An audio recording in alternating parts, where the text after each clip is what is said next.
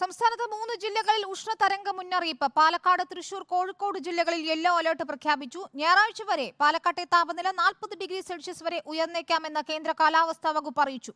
ഉഷ്ണതരംഗ മുന്നറിയിപ്പുള്ള പാലക്കാട് ജില്ലയിൽ 2 പേർ കുഴഞ്ഞു വീണു മരിച്ചു എന്ന വാർത്തയും വരുന്നു. സംസ്ഥാനത്ത് ഞായറാഴ്ച വരെ ഇടിയോടുകൂടിയ മഴയ്ക്ക് സാധ്യതയുണ്ടെന്നും കാലാവസ്ഥാ നിരീക്ഷണ കേന്ദ്രം മുന്നറിയിപ്പ് നൽകുന്നു.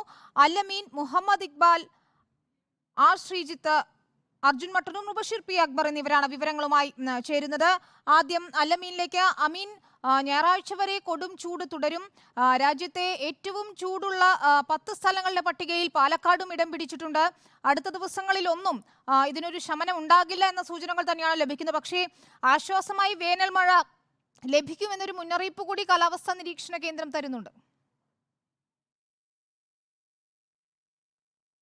വിരുദ്ധ സംസ്ഥാനത്ത് ഇടുക്കി, വയനാട് ഒഴികെയുള്ള എല്ലാ ജില്ലകളിലും ചൂട് മുന്നറിയിപ്പ് ജാഗ്രതാ നിർദ്ദേശം നൽകിയിരിക്കുകയാണ്. അതിൽ പാലക്കാട്, തൃശൂർ, കോഴിക്കോട് ജില്ലകളിൽ യെല്ലോ അലർട്ട് പ്രഖ്യാപിച്ചിട്ടുണ്ട്.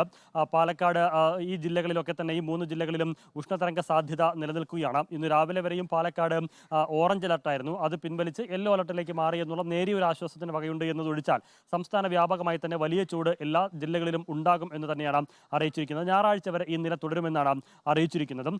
ഇത് മാത്രമല്ല, ഇത്തരത്തിൽ പറയുമ്പോൾ ഏറ്റവും ഒടുവിൽ വന്ന മറ്റൊരു കാലാവസ്ഥാ നിരീക്ഷണ കേന്ദ്രത്തിന്റെ അറിയിപ്പ് എന്ന് പറയുന്നത് സംസ്ഥാനത്ത് ഞായറാഴ്ച വരെ ഒറ്റപ്പെട്ട ഇടങ്ങളിൽ മഴയ്ക്ക് സാധ്യത എന്നുള്ളതാണ്. ഇടിമിന്നലോട് കൂടിയ മഴ പെയ്യുമെന്നുള്ളതാണ് കാലാവസ്ഥാ നിരീക്ഷണ കേന്ദ്രം അറിയിക്കുന്നത്. പക്ഷേ അങ്ങനെ ഒരു മഴ പെയ്യുമ്പോഴും അത് ഈ ചൂടിനെ ശമിപ്പിക്കാനോ ഉഷ്ണതരംഗത്തിന് ഒരു അറുതിയാക്കാനോ സാധിക്കുന്ന വിധത്തിൽ ഒരു മഴ ഉണ്ടാകില്ല എന്നും അവർ അറിയിക്കുന്നുണ്ട്. ഒറ്റപ്പെട്ട മഴയാണ് മുന്നറിയിപ്പ് അല്ലെങ്കിൽ നിർദ്ദേശമായി ലഭിച്ചിരിക്കുന്നത്. അത് ഒരുപക്ഷേ ഈ ഒരാഴ്ച കൂടി ഈ നിലയിൽ തന്നെ ചൂട് തുടർന്നേക്കുമെന്നുള്ളതാണ് കാലാവസ്ഥാ നിരീക്ഷണ കേന്ദ്രം അറിയിക്കുന്നത്. അതിനുശേഷം ഒരുപക്ഷേ വേനൽ മഴ കനക്കുകയും ചൂടിന് നേരിയ ആശ്വാസം ഉണ്ടാവുകയും ചെയ്തേക്കാം എന്നൊരു അറിയിപ്പ് കൂടി കാലാവസ്ഥാ നിരീക്ഷണ കേന്ദ്രം അനൗദ്യോഗികമായും അറിയിക്കുന്നുണ്ട്. ഏതായിരുന്നാലും ഞായറാഴ്ച വരെ സംസ്ഥാനത്ത് എല്ലാ ജില്ലകളിലും, അത് ഇടുക്കി, വയനാട് ഒഴികെയുള്ള ഏതാണ്ട് എല്ലാ ജില്ലകളിലും കനത്ത ചൂടുണ്ടാകും. അതിൽ പാലക്കാട്, തൃശൂർ, കോഴിക്കോട് ജില്ലകളിൽ ഉഷ്ണതരംഗ സാധ്യത നിലനിൽക്കുകയും ചെയ്യുന്നുണ്ട്. കാലാവസ്ഥാ നിരീക്ഷണ കേന്ദ്രവും ദുരന്ത നിവാരണ അതോറിറ്റിയും ആരോഗ്യ വകുപ്പും ഒക്കെ പുറപ്പെടുവിച്ച ജാഗ്രതാ നിർദ്ദേശങ്ങൾ അതൊന്നുപോലും ലംഘിക്കാതെ കൃത്യമായി പാലിക്കണമെന്നുകൂടി ആവർത്തിക്കുന്നുണ്ട് അധികൃതർ. വിനിത.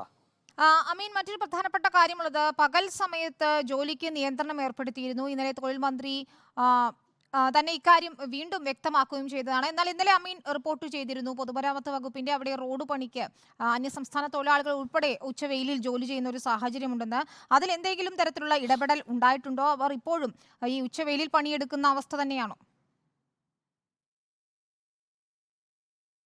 ഒരു ഇടപെടലുമില്ല, ഒരു മാറ്റവുമില്ല. ഇന്നും നമ്മൾ അവരുടെ ആ ജോലി ചെയ്യുന്ന സ്ഥലങ്ങൾ, അതായത് തിരുവനന്തപുരത്ത് സ്മാർട്ട് റോഡിനായി പണി പുരോഗമിക്കുന്നുണ്ട്, ദേശീയപാത നിർമ്മാണത്തിന്റെ പണി പുരോഗമിക്കുന്നുണ്ട്. ഇത്തരം ഇടങ്ങളിലൊക്കെ സന്ദർശിക്കുമ്പോൾ ഇന്നും സമാനമായ സാഹചര്യം തന്നെയാണ്. കാരണം ഈ ദേശീയപാത നിർമ്മാണമാകട്ടെ തിരുവനന്തപുരത്തെ സംബന്ധിച്ചിടത്തോളം നഗരഹൃദയത്തിലെ പ്രധാനപ്പെട്ട റോഡുകൾ മുഴുവനും വെട്ടിപ്പൊളിച്ചിട്ട് മാസങ്ങളായി. അത് പണി പൂർത്തിയാക്കുമെന്ന് പറഞ്ഞ സമയം കഴിഞ്ഞിട്ടും ദിവസങ്ങളായി. പക്ഷേ അത് വലിയ വിവാദമായ സാഹചര്യത്തിൽ എത്രയും പെട്ടെന്ന് പണി പൂർത്തിയാക്കി വിവാദങ്ങളിൽ നിന്ന് തലയൂരാനാണ് പൊതുമരാമത്ത് വകുപ്പും സർക്കാരും ശ്രമിച്ചുകൊണ്ടിരിക്കുന്നത്. അതുകൊണ്ട് തന്നെ ഈ തൊഴിൽ വകുപ്പ് മന്ത്രി ഇറക്കിയ ഉത്തരവ് അവർക്ക് ബാധകമാക്കാതെയുള്ള പണികളാണ് ഇപ്പോൾ പുരോഗമിച്ചുകൊണ്ടിരിക്കുന്നത്. വാർത്തകളൊക്കെ വന്നതിന് ശേഷം ഇനി എന്തെങ്കിലും തരത്തിലുള്ള ഇടപെടൽ ഉണ്ടാകുമോ എന്നുള്ളത് കണ്ടറിയേണ്ട കാര്യമാണ്. പക്ഷേ 12 മണി മുതൽ 3 മണി വരെ, അതായത് ചൂട് കത്തിക്കാളുന്നൊരു സമയത്ത് ആരും പുറത്തിറങ്ങാൻ പാടില്ല, വെയിൽ നേരിട്ടേൽക്കാൻ പാടില്ല എന്നൊക്കെയാണ് നിർദ്ദേശം. അതുകൊണ്ട് തൊഴിലാളികളെ ഈ തുറസായിടങ്ങളിൽ ജോലി ചെയ്യുന്നവർക്ക് ഈ 12 മുതൽ 3 വരെ നിർബന്ധിത വിശ്രമം കൊടുക്കണമെന്നുള്ളതായിരുന്നു തൊഴിൽ വകുപ്പ് മന്ത്രിയുടെ നിർദ്ദേശം. അത് അദ്ദേഹം ആവർത്തിക്കുകയും ചെയ്തു, ഉത്തരവുകളിലൂടെയും വാക്കുകളിലൂടെയും ആവർത്തിക്കുകയും ചെയ്തിട്ടുണ്ട്. ആ നിർദ്ദേശം ലംഘിക്കുന്ന സ്ഥാപനങ്ങൾക്കെതിരെ കർശന നടപടി ഉണ്ടാകുമെന്ന് കൂടി മുന്നറിയിപ്പ് നൽകിയിട്ടുണ്ട്. സർക്കാർ വകുപ്പുകൾ തന്നെ അത്തരമൊരു ലംഘനം നടത്തുമ്പോൾ എന്ത് നടപടി എന്നുള്ളത് പ്രസക്തമായ ഒരു ചോദ്യം തന്നെയാണ്. അതിലും ആ അവസ്ഥയ്ക്ക് ഇന്നും മാറ്റമില്ല. ഇന്നും ഇന്നലെയും കഴിഞ്ഞ ദിവസങ്ങളിലുമൊക്കെ തന്നെ ഈ ഉത്തരവ് നിലനിൽക്കുമ്പോഴും പൊരുവെയിലത്ത് 12-നും 3-നും ഇടയിൽ ഇതര സംസ്ഥാന തൊഴിലാളികൾ ഉൾപ്പെടെയുള്ളവർ പണിയെടുക്കുക തന്നെയാണ്. വിനിത. ശരിയല്ല, മീനാണ് വിവരങ്ങൾ നൽകിയത്. ഏതായാലും ഇക്കാര്യത്തിൽ ഒരു ഇടപെടൽ ഉണ്ടായേ മതിയാകൂ. ഇക്ബാൽ അറക്കൽ കൂടി ചേരുന്നു പാലക്കാട് നിന്ന്. ഇക്ബാൽ, കഴിഞ്ഞ ദിവസങ്ങളിൽ സൂര്യാഘാതം റിപ്പോർട്ട് ചെയ്തിരുന്നു പാലക്കാട്. ഉഷ്ണതരംഗ മുന്നറിയിപ്പ് തുടരുകയാണ്. ഇന്നിപ്പോൾ മണ്ണാർക്കാട് നിന്നാണ് 2 പേർ കുഴഞ്ഞു വീണു മരിച്ചു എന്ന വാർത്ത വരുന്നത്. സൂര്യാഘാതം ഏറ്റതാണോ എന്ന് സംശയമുണ്ടെന്ന് മനസ്സിലാക്കാൻ കഴിയുന്നു. എന്താണ് ഇതിന്റെ വിവരങ്ങൾ? ഇക്കാര്യത്തിൽ ആരോഗ്യവകുപ്പ് സ്വീകരിക്കുന്ന നടപടികൾ എന്തൊക്കെയാണ്?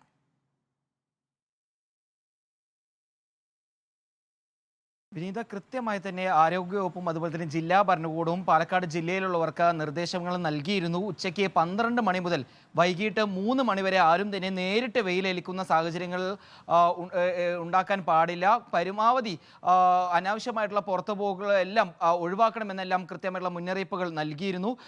പക്ഷേ ഇന്ന് പാലക്കാട് ദൗർഭാഗ്യകരമായിട്ടുള്ള സംഭവങ്ങളാണ് ഉണ്ടായത്. പാലക്കാട് മണ്ണാർക്കാട് 27 വയസ്സുകാരനാണ് കുഴഞ്ഞു വീണ് മരിച്ചത്.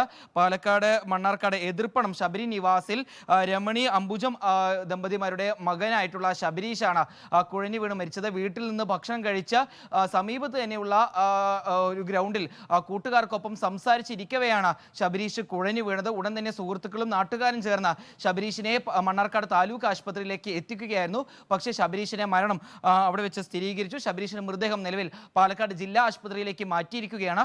ഇനി പോസ്റ്റ്മോർട്ടം നടപടികൾക്ക് ശേഷം മാത്രമേ ഇതുമായി ബന്ധപ്പെട്ട കൂടുതൽ വിവരങ്ങൾ നൽകാൻ സാധിക്കുകയുള്ളൂ. ഏതെങ്കിലും രീതിയിൽ സൂര്യാഘാതം എന്തെങ്കിലും ശബരീഷിനെ ഏറ്റിട്ടുണ്ടോ എന്നുൾപ്പെടെ ഈ പോസ്റ്റ്മോർട്ടം നടപടികളിൽ പരിശോധിക്കും.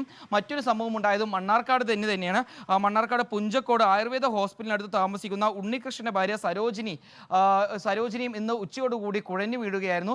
ഇവരെയും ആശുപത്രിയിലേക്ക് എത്തിച്ചെങ്കിലും ജീവൻ രക്ഷിക്കാൻ സാധിച്ചിട്ടില്ല. ഏതായാലും പാലക്കാട് വലിയ രീതിയിൽ ഈ ഒരു കൊടും ചൂടിൽ വലയുന്ന ഒരു സാഹചര്യമാണുള്ളത്. ആളുകളെല്ലാം പുറത്തിറങ്ങാൻ മടിക്കുന്നുണ്ടെങ്കിലും ഈ അറിയിപ്പുകളും മുന്നറിയിപ്പുകളെല്ലാം അവഗണിച്ചുകൊണ്ട് പുറത്തിറങ്ങുമ്പോൾ ഇത്തരത്തിൽ അപകടങ്ങൾ ഉണ്ടാവുന്നുണ്ട് എന്ന് തന്നെ വേണം പറയാൻ.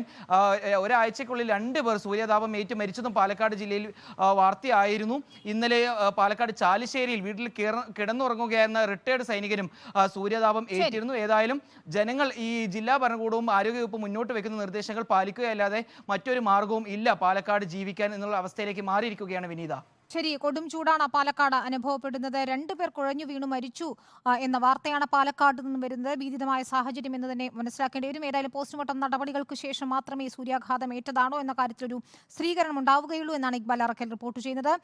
ശ്രീജിത്ത് കൂടി ചേരുന്നു ആലപ്പുഴയിൽ നിന്ന്. ശ്രീജിത്ത്, കഴിഞ്ഞ ദിവസം മറ്റു ജില്ലകൾക്കൊപ്പം ആലപ്പുഴയിൽ ഉഷ്ണതരംഗമുണ്ടെന്ന തരത്തിൽ റിപ്പോർട്ടുകളുണ്ടായിരുന്നു. എന്നാൽ ഇന്നിപ്പോൾ വന്ന വിവരമനുസരിച്ച് ആലപ്പുഴയിൽ നേരിയ ആശ്വാസമുണ്ട് ചൂടിന് എന്നാണ് റിപ്പോർട്ടുകൾ വരുന്നത്. എന്താണ് നിലവിലെ സാഹചര്യം? അവിടെ കൊടും ചൂട് തന്നെയാണോ?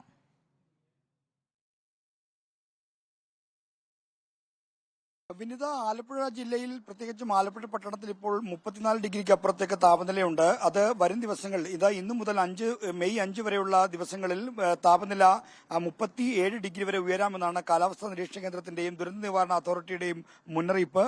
ഇന്നലെ പെയ്ത ഒരു കനത്ത മഴയാണ് ഇന്ന് അല്പം ചൂട് ശമിക്കാനുള്ള കാരണം. ഇന്നലെ ഏതാണ്ട് 1.5 മണിക്കൂറോളം ആലപ്പുഴ പട്ടണത്തിൽ മാത്രം വലിയ മഴ പെയ്തിരുന്നു. ശക്തമായ ഇടിമിന്നലും ഉണ്ടായിരുന്നു. ഏതാണ്ട് ഉച്ചവരെയും ഒരു മേഘാവൃതമായിരുന്നു ഈ ആകാശം. കാരണം എപ്പോൾ വേണമെങ്കിലും മഴ പെയ്യാമെന്നൊരു പ്രതീതിയാണ് ഉണ്ടായിരുന്നത്. എന്നാൽ ഉച്ചയോടുകൂടി കാലാവസ്ഥ മാറി. ഇപ്പോൾ വെയിലിന് കാഠിന്യം കൂടിയിട്ടുണ്ട്. ഇപ്പോൾ നമ്മൾ ഉള്ളത് ആലപ്പുഴ ബീച്ചിലാണ്. ബീച്ചിൽ വലിയ തോതിലുള്ള വെയിലുണ്ട് എന്ന് നമുക്ക് ഈ ദൃശ്യങ്ങൾ തന്നെ കാണാം. വെയിലുള്ളത് കൊണ്ട് തന്നെ സഞ്ചാരികൾ ഇവിടേക്ക് വരാതെ മാറി നിൽക്കുകയാണ്. ഈ അല്പമുള്ള വൃക്ഷത്തണലിലും മറ്റും നിന്നാണ് ആളുകൾ ഈ ബീച്ചിന്റെ ഭംഗി ആസ്വദിച്ച് മടങ്ങിപ്പോകുന്നത്. ആർക്കും ബീച്ചിലേക്ക് ഇറങ്ങാൻ പോലും കഴിയാത്ത തരത്തിലുള്ള വെയിലുണ്ട്. നാളെ മുതൽ ഇന്ന് മുതൽ 5 ദിവസം 37 ഡിഗ്രി ചൂട് പ്രവചിക്കുന്നു. എന്നാൽ കഴിഞ്ഞ ശനിയാഴ്ച ഇവിടെ ആലപ്പുഴയിൽ 38 ഡിഗ്രി താപനില രേഖപ്പെടുത്തിയിരുന്നു. അന്നാണ് ഇലക്ട്രീഷ്യൻ ജോലി ചെയ്തുകൊണ്ടിരുന്ന ഒരു യുവാവ് സൂര്യാഘാതമേറ്റ് കുഴഞ്ഞു വീണ് മരിച്ചത്. അദ്ദേഹത്തിന്റെ മരണത്തിൽ സൂര്യാഘാതം തന്നെയാണ് എന്ന കാര്യം ഈ തൊട്ടടുത്തുള്ള ചെട്ടിക്കാട് സാമൂഹ്യാരോഗ്യ കേന്ദ്രത്തിൽ എത്തിയപ്പോൾ തന്നെ ഡോക്ടർമാർക്ക് സംശയം തോന്നിയിരുന്നു. പിന്നീട് ആണ് അക്കാര്യത്തിൽ പോലീസ് റിപ്പോർട്ടും മറ്റും ഉണ്ടായത്. എന്തായാലും സൂര്യാഘാതത്തിൽ ആലപ്പുഴയിൽ ഒരു മരണം കൂടി സ്ഥിരീകരിച്ച വേനലാണ് ഇത്തവണ കടന്നു പോകുന്നത്. 37 ഡിഗ്രി വരെ ചൂടുയരാം എന്ന പ്രവചനമാണ് ഇപ്പോൾ ജില്ലയിലുള്ളത്. ശരി, ശ്രീജിത്താണ് വിവരങ്ങൾ നൽകിയത് ആലപ്പുഴ ബീച്ചിൽ നിന്നും. അർജുൻ മട്ടന്നൂർ, മുബഷീർ പി അക്ബർ കൂടി ചേരുന്നു. അർജുൻ, എന്താണ് കൊച്ചിയിലെ നിലവിലെ ഒരു സാഹചര്യം? കൊടും ചൂടിൽ നഗരപ്രദേശമായ കൊച്ചിയെ എങ്ങനെയാണ് അത് ബാധിച്ചിരിക്കുന്നത്?